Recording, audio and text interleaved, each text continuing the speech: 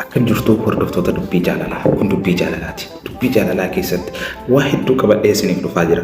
Yaada namoota irraa baratan jedhee isiniif dhiyeessa. Ammas na faana bu'aa. Obboleettiin teenya takka akkas jetti. Dhiifama sanyii koo yaada kiyya keessaa waan onnee koo na cabse siif ibsaa. Ani mucaa tokko jaaladhaa ture. Ani kan jiraadhu biyya ormaati. Inni ammoo biyya keessa jira. Mucaan kun haadha fabballee hin qabu naan jedhe. Anillee akkuma keetii haadha hin qabu jedheen.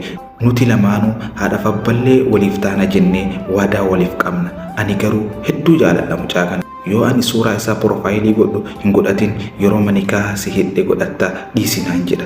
Lakkoofsa maatii keetii naaf kenni yoo ani jedhuun ammaa miti booda siif kenna naan jedha. Yeroo hedduu onlaayinii irraa yoo bahu yoo ani maal taate jedhuun nama fira keenyaa konkolaataan garagalee naan jedhe. Yeroo hedduu sababa adda addaa natti hima.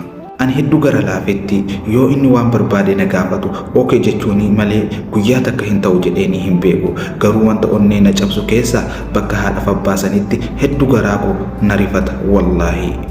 Garuu sababa isaa osoo warri natti hin dubbatin ani nama jaaladheen qaba jedheeni didaa jira. Isa kanallee hedduun jaaladha. Isa malee dhiira tokko onnee tiyya keessa hin seensisu jedhee waadaa qaba. Inni garuu yeroo hedduu yoo kakatu lafee haadha fabbaa kiyyaa na haa waraantu yoo ani cubbuu tokko sirratti hojjedhe jedhee kakata.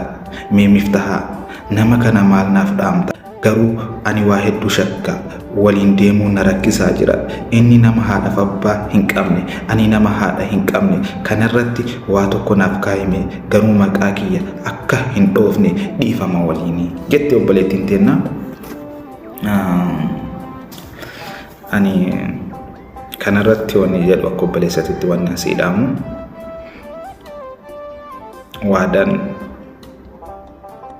waadaadha haa ta'uutii garuu waadaa yeroo dheeraa hedduu namoota irratti yoo argu ni cabaa. Osoo danda'ame haala mijeeffattanii haala amantii keessaniitiin haala aadaa keessaniitiin waan tokko walii galtee tokko osoo uummattanii baay'ee gaariidha jechuudha. Gaa'ila godhatuuni bara kana keessatti nama amanuun baay'ee rakkisaadha.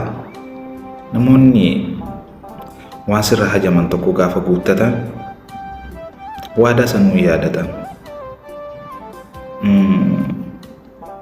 Sobamullee danda'anii namni biraa hanguma ati jaalattu kana jaalala yoo argisiisaniif namoonni biraa sobanii qalbii isaanii sirraa fudhachuu danda'anii. Kanaaf jecha immoo nama kana wal amantanii tasgabbiidhaaf waliin dalagatuudhaaf haala amantii keessaniitiin osoo gaa'ila raawwattanii qooyin qubeelaa raawwattanii baay'ee gaariidha jedhee yaada.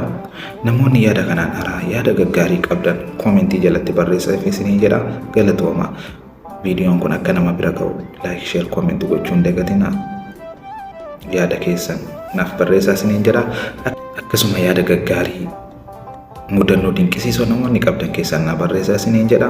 Namoonni immoo na barreessitanii yookaan barreeffamni keessan naan dubbatiniif callisaa yookaan immoo yeroo hin qabu ta'a. Warri isiniin dhiyeessin dhiifama naaf godhaa isiniin jedha. Maatii koo ta'uu hin dagatinaa. Miftahaa Oromoo Arsii seenatti subscribe godhaa isiniin jedha. Naaf jiraadha. Sitti hiikuuf namaan sagal mammadaay as gidduudha hiramtee qalbii geettu tanan na dhibee laal jamareetu namni yoo waan ofii hin barbaade dhaba fedhus dhiisu waan hireen isaaf qabaatte qaba.